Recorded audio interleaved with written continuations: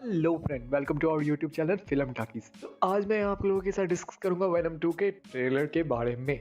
लेकिन उससे पहले एक छोटी सी रिक्वेस्ट कि अगर आप लोगों ने मेरे इस चैनल को सब्सक्राइब नहीं किया है तो प्लीज़ कर लें और साथ में बेल आइकन को भी दबा दें ताकि आप मेरे कोई भी नई वीडियो को मिस ना कर पाओ। तो बिना आपके टाइम को वेस्ट किए चलते हैं वीडियो की तरफ। लेकिन उससे पहले एक छोटा सा इंटर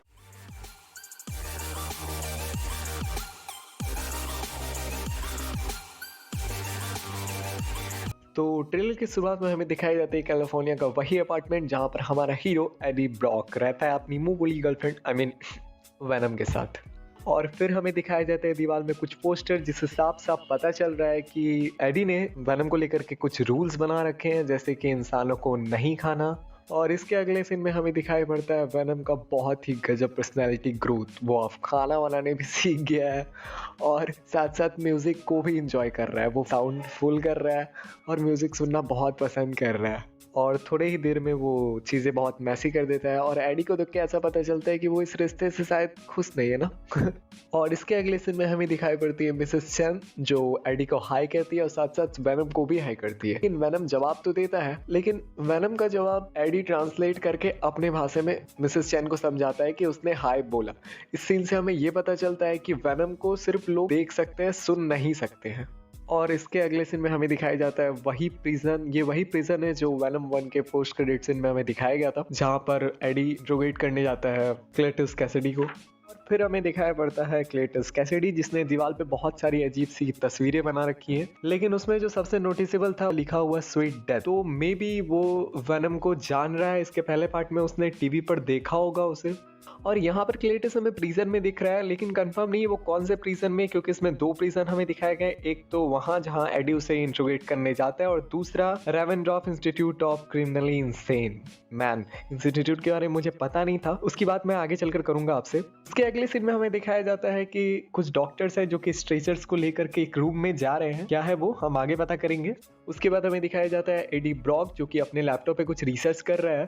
और जो सबसे नोटिसेबल चीज थी वो इस सीन में लैपटॉप के स्क्रीन में जो इमेजेस है वो है डेली बगल। जी हाँ दोस्तों, ये वही मैगजीन है जो हमें स्पाइडरमैन के यूनिवर्स में दिखाई पड़ता था। तो मे बी ये हिंट हो सकता है कि इस मूवी में छोटा सा कैमियो हो स्पाइडरमैन का, या फिर ना, वो तो मूवी देखकर ही पता चलेगा। तब तक बढ़ते अगले सीन की ओर।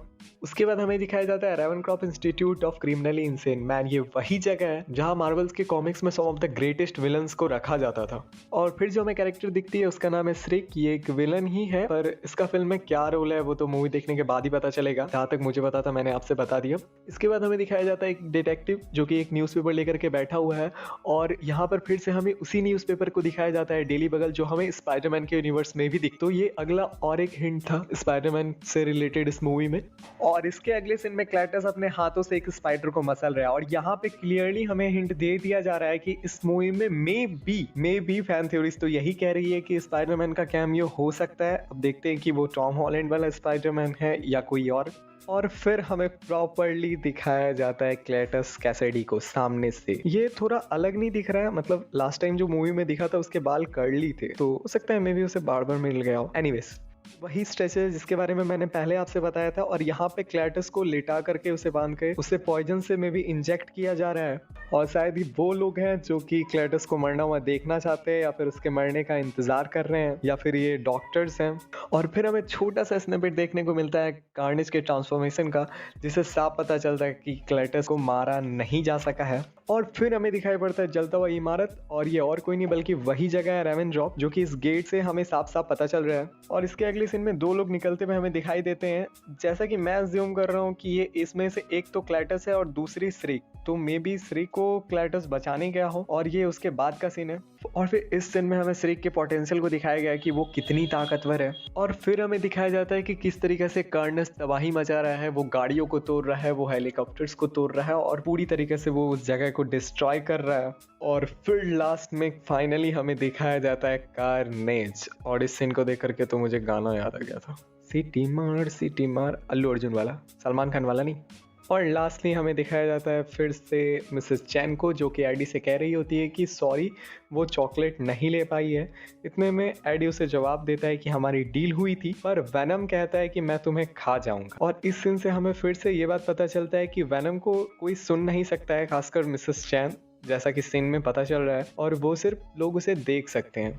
और finally most classic scene of the trailer, हमें कार्नेज का पूरा एक विशाल रूप दिखाई पड़ता है। इस सीन को देख करके इतना तो अंदाजा हम लोग लगा सकते हैं कि फिल्म में एक्शन बहुत जबरदस्त होने वाला है। बाकी आपकी क्या राय है इस ट्रेलर को लेकर के, इस कमेंट सेक्शन में जरूर लिखना। और फिर वही छोटी सी रिक्वेस्ट है, अगर आप लोगों ने मेरे इस चैनल को अब तक सब्सक्राइब नहीं किया है तो प्लीज कर ले और साथ में नोटिफिकेशन को भी ऑन कर दे ताकि आप मेरे कोई भी सुंदर से वीडियो को मिस ना कर पाओ। तब तक के लिए मिलते हैं अगली वीडियो में। Bye bye.